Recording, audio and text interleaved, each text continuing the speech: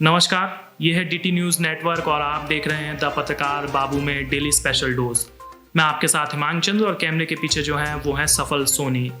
इस शो के जरिए हम आपको दिखाएंगे दिन भर की विशेष खबरों को। तो चलिए फिर रुक करते हैं दिन भर की विशेष खबरों की तरफ और आपको बताते हैं।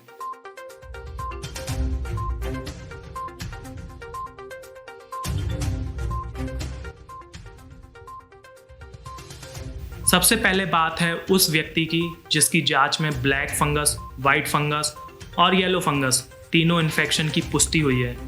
मामला है लखनऊ का, जहां पर कोरोना संक्रमण के बाद एक मरीज में तीनों फंगस मिलने का मामला सामने आया है। तीनों फंगस यानी वाइट, ब्लैक और येलो फंगस।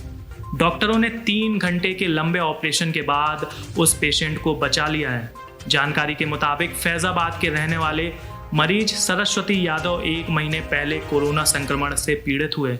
इलाज के बाद उनकी रिपोर्ट हालांकि नेगेटिव आ गई थी। और सबसे महत्वपूर्ण खबर है उन बच्चों के लिए जो नीट और आईआईटी की प्रिपरेशन कर रहे हैं। 12वीं की बोर्ड एग्जाम के बाद अब केंद्र सरकार का ध्यान इन परीक्षाओं की ओर आया है। शिक्षा मंत्रालय के सूत्रों ने इस बारे में जानकारी दी है। सूचना के अनुसार नीट यूजी 2021 परीक्षा एक बार फिर से स्थगित की जा सकती है। वहीं जेई मेंस की नई तारीखों पर भी फैसला संभव है। जेई मेंस के बाकी 2 सत्रों की परीक्षा और नीट एग्जाम डेट को लेकर शिक्षा मंत्रालय समीक्षा बैठक कर रहा है। हालात व विकल्पों की समीक्षा के बाद दोनों एग्जाम की नई डेट पर फैसला लिया जाएगा। यह तय किया जाएगा कि नीट परीक्षा अपनी तय तारीख 1 अगस्त 2021 को ली जाएगी या नहीं। यह बैठक अगले सप्ताह होगी। सरकार द्वारा कोई फैसला आने के बाद ही नेशनल टेस्टिंग एजेंसी यानी एनटीए द्वारा नीट 2021 की वेबसाइट एक्टिव की जाएगी।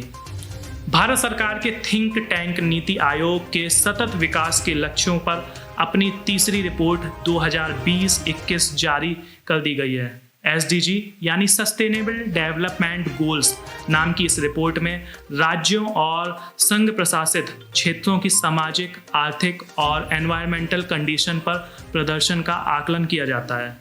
इस बार की रिपोर्ट में केरल टॉप स्थान पर रहा, जबकि बिहार का प्रदर्शन सबसे खराब रहा। झारखंड की जो स्थिति है वो भी कुछ अच्छी नहीं रही।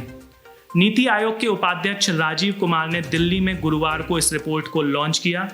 उन्होंने कहा कि SDG इंडिया इंडेक्स और डैशबोर्ड के माध्यम से SDG की निगरानी के हमारे प्रयास को दुनिया में पहचान मिल रही है और डाटा का उपयोग विकास के प्रोजेक्ट पर किया जा रहा है। आपको बता दें कि नीति आयोग की SDG इंडिया इंडेक्स में राज्यों और संघ प्रशासित क्षेत्रों का सामाजिक, आर्थिक और पर्यावरण के क्षेत्रों में इनकी प्रगति को मापता है और इसी के आधार पर उनकी रेटिंग तय की जाती है। इस बार की SDG रिपोर्ट में 17 लक्ष्यों पर 36 राज्यों और केंद्र शासित प्रदेशों के प्रदर्शन का आकलन किया गया है। इस रिपोर्ट में अगर 5 टॉप परफॉर्मर राज्यों की बात करें तो टॉप 5 की लिस्ट में केरल प्रथम, दूसरे नंबर पर हिमाचल प्रदेश और तमिलनाडु, तीसरे नंबर पर आंध्र प्रदेश, गोवा, कर्नाटका, उत्तराखंड, चौथे नंबर पर सिक्किम और 5वें नंबर पर महाराष्ट्र है। केरल 2019 की रैंकिंग में भी पहले स्थान पर था। वही जगह अगर 5% राज्यों की बात करी जाए तो बिहार सबसे नीचे है, इससे ऊपर झारखंड है, फिर नंबर असम का आता है, फिर अरुणाचल प्रदेश, मेघालय, राजस्थान और उत्तर प्रदेश का नंबर आता है। इसके बाद छत्तीसगढ़, नागालैंड और उड़ीसा का नंबर आता है। SDG रिपोर्ट 2020-21 गरीबी उन्मूलन के मामले में तमिलनाडु और दिल्ली का प्रदर्शन सर्वश्रेष्ठ रहा है। वहीं अपने जनता की भूख मिटाने के मामले में शानदार काम करते हुए केरल और चंडीगढ़ टॉप स्थान पर रहे। अच्छे स्वास्थ्य के मामले में गुजरात और दिल्ली ने बढ़िया काम किया है और टॉप पर रहे हैं। गुणवत्तापूर्ण शिक्षा देने में केरल और चंडीगढ़ का काम सर्वोत्तम रहा। उद्योग, आविष्कार और इंफ्रास्ट्रक्चर में गुजरात और दिल्ली टॉप पर रहे। अगर 2019 के आंकड़ों में तुलना करें तो मिजोरम, हरियाणा और उत्तराखंड ने इस इंडेक्स पर सबसे ज़्यादा तरक्की की है। आपको बता दें कि इस रिपोर्ट को मार्च में प्रदर्शित किया जाना था, लेकिन 5 प्रदेशों में चुनाव की घोषणा के साथ ही वहां पर आदर्श आचार संहिता लागू हो गई, इसलिए इस रिपोर्ट का प्रकाशन रोक दिया गया था। SDG इंडिया इंडेक्स रिपोर्ट का एक भाग देश के सभी 36 राज्यों और केंद्र शासित प्रदेशों को समर्पित है। इस रिपोर्ट का विस्तृत विश्लेषण राज्य और केंद्र शासित प्रदेशों के लिए नीतियां बना रही संस्थाओं के लिए काफ़ी उपयोगी साबित होगा। और अब खुशखबरी है बुंदेलखंड वासियों के लिए। मध्य प्रदेश के बुंदेलखंड प्रांत को जल्द ही एक बड़ी सौगात मिलने जा रही है। देश भर में खुलने वाले नई फ्लाइंग ट्रेनिंग एकेडमी में मध्य प्रदेश के खजुराहो का भी चयन किया गया है। मध्य प्रदेश के खास पर्यटन स्थल खजुराहो में जल्द ही फ्लाइंग ट्रेनिंग एकेडमी खुलने जा रही है। इस बात की जानकारी स्थानीय सांसद और बीजेपी प्रदेश अध्यक्ष VD शर्मा ने दी है। और इस फ्लाइंग ट्रेनिंग एकेडमी खुलने से क्षेत्र में रोजगार और विकास के अवसर बढ़ेंगे। और अब बात है खेल जगत के उस खिलाड़ी की जिसके हाथ से गेंद निकलती और नाचती, लहराती, घूमती, गिरती और उछलती और न तमाम तरह के करतब करती। जैसा वह चाहता वह करती। उसे दुनिया का सर्वश्रेष्ठ लेफ्ट आर्म पेसर कहा जाता है। हम बात कर रहे हैं पाकिस्तान के पूर्व क्रिकेटर वसीम अकरम की। पाकिस्तान के इस महान तेज गेंदबाज का आज 51वां जन्मदिन है। आज ही के दिन 1966 में लाहौर में उनका जन्म हुआ था। अपने करियर में उसने तमाम कारनामे किए, विकेटों में अंबर लगा दिए। बल्लेबाजों के लिए यह समझना मुश्किल होता था कि आखिर वसीम की गेंद कहाँ जाएगी। गेंद नई हो या पुरानी, वसीम को कोई फर्क नहीं पड़ता था। नई गेंद स्विंग होती थी और पुरानी रिवर्स स्विंग, यानी गेंद पुरानी होने के बाद हथियार में और धार लग जाती थी। अकरम का एक्शन क्विक आर्म था और यह उन्हें और खतरनाक बनाता है। वह वनडे इंटरनेशनल क्रिकेट में 500 विकेट लेने वाले पहले गेंदबाज बने। अंतर्राष्ट्रीय क्रिकेट में उन्होंने 916 विकेट लिए हैं वसीम अकरम ने। अब डेली स्पेशल डोज के अंत में नज़र डालते हैं हिस्ट्री ऑफ द डे, यानी आज के इतिहास पर, कि आखिर आज का ये दिन दुनिया में ऐसी कौन सी घटना घटी जो एक इतिहास के रूप में बदल गई।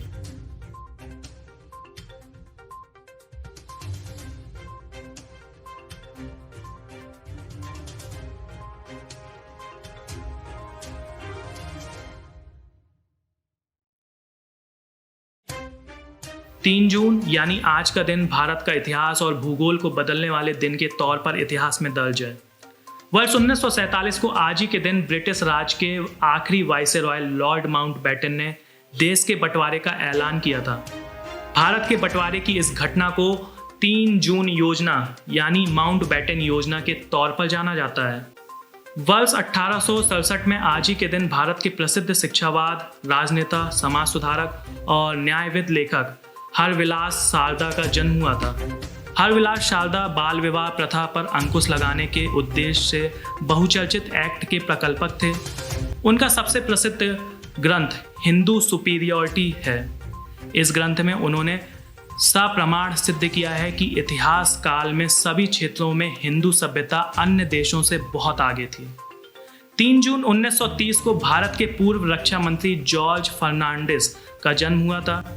जॉर्ज फर्नांडिस ने हमेशा भारत के लिए चीन को पाकिस्तान से भी बड़ा दुश्मन बताया और कई लोगों को जॉर्ज फर्नांडिस का यह बयान रास नहीं आता था।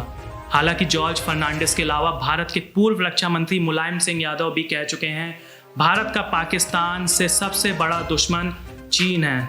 फिलहाल आज के हमारे शो डेली स्पेशल डोज में इतना ही। अब हमारी और आपकी मुलाकात कल फिर से होगी, जब हम आपको और भी इसी तरीके की दिन भर की खास खबरों से रूबरू कराएंगे। तब तक के लिए आप स्वस्थ रहें, सुरक्षित रहें। और भी खबरों के लिए आप जुड़े रहें हमारे चैनल द पत्रकार बाबू के साथ ही आपको एक हिदायत भी है। भारत इस समय कोविड-19 की दूसरी लहर से फेस कर रहा है और WHO के हिसाब से भारत में जल्द ही तीसरी लहर भी आ सकती है। इसलिए आप घर में रहें, सुरक्षित रहें और जब भी आप घर से बाहर निकलें तो मास्क जरूर लगाएं, हैंड सैनिटाइज़र का इस्तेमाल करें और सोशल डिस्टेंसिंग को फॉलो करें। साथ ही अगर आपका समय आ चुका है तो आप वैक्सीन जरूर लगवाएं और अगर आप कोविड रिकवर कर गए हैं तो आप अपने ब्लड को डोनेट करें, प्लाज्मा डोनेट करें ताकि दूसरों की ज़िंदगी बच सके। धन्यवाद।